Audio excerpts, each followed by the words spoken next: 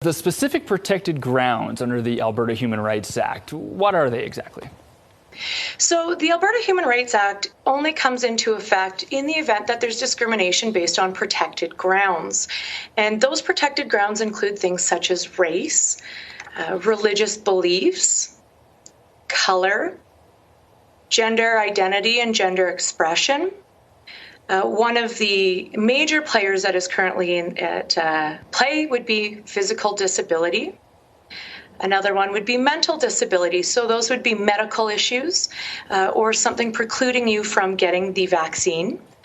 Your age, ancestry, place of origin, marital status, source of income, family status, and sexual orientation.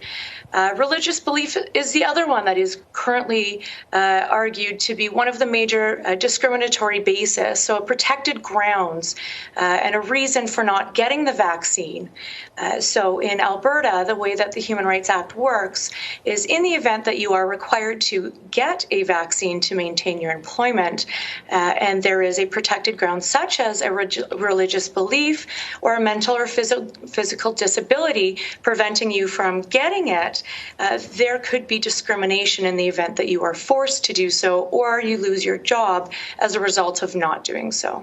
We saw the list that you put in front of us. So what happens if an employee cannot comply with the mandatory policy due to, you mentioned, disability, religious grounds? We saw the list. What next?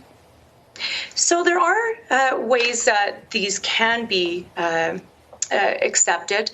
So in the event that you do have a religious ground, this has to be a very serious belief. It has to be a religious belief.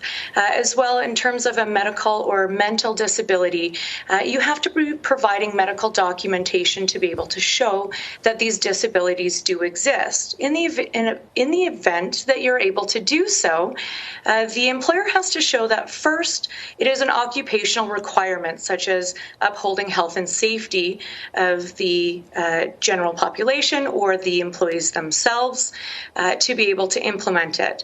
Second, they're going to have to show that there's no reasonable accommodations that could be made, such as potentially ongoing testing, social distancing, or working from home.